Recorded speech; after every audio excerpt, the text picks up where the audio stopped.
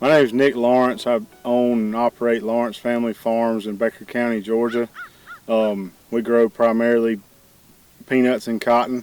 The last time y'all were with us, we were in bloom and progressing pretty well with watering and fertility and that type of stuff. We've moved on from there. Now this field's been sprayed about 7 days. Hopefully in the next 10 it'll be harvested and we'll get it to the gin. Seems to be a pretty good cotton crop this year. We had some ups and downs, a lot of variability in some of the weather patterns and the new the jacid that had to be taken care of was a different wrinkle that was thrown our way. But I think everybody with the research and everything that was done, I think we pushed through, and I think we're going to have a good crop. Going into the harvest, it was a big question mark as to whether the crop was going to pay for itself. The peanut crop has been good. We've had a pretty good harvest as far as weather and conditions, and moving into this cotton crop, it was going to take a Hail Mary to even get us close, and I don't know that we're quite there, but a good crop obviously is the only way to fight poor prices, and we're so far this season it looks like we have a good crop. When we started 25, there was a lot of question marks as to, was this year going to be the last? Is it going to be the end of it? I think the crop so far is going to cover us and get us into 26. Now how we're positioned going into 26 is not looking very good right now. Commodity prices are low. They're going to get lower as far as the peanut that kind of keeps most of us afloat, and so I think there's more question marks going into 26 than there was in 25, if that's at all believable.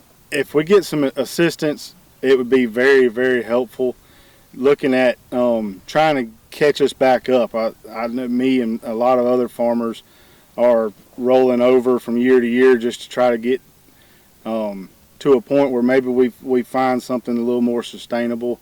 And so economic assistance, going to the bank and saying, look, this is coming, this is on the way, we can put this on the bottom line, and it gets us back a little bit closer to square so that hopefully we can find better days in the future. Moving on to 2026, a few changes I'm going to try to implement is nutrient management. I run a cover crop program on my most of my cotton acres, trying to help hold in the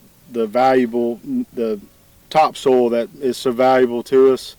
Nutrient management is going to be a big factor, trying to hold what you put out for the crop, keep it where it's supposed to be so it can be utilized and transformed into a good yield. Inputs being where they're at, it's going to be very important to get be able to utilize all of what you paid for.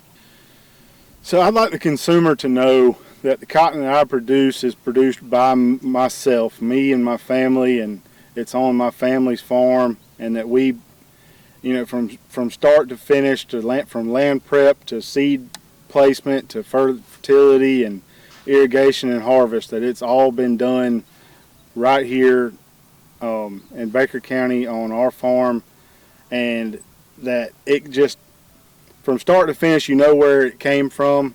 When it goes through the gin, it's locally done, and it seems to me it's more sustainable that it's grown here on our farm. We had a little baby girl named Tatum in August. Had a couple weeks with her before we got started in harvest. 3 kids and all under 6. It's been an adjustment, but my wife has been a trooper and very understanding through all the demands of a farmer in harvest at this point. But looking forward to being able to do this long term and bring them into this business and have them participate in agriculture.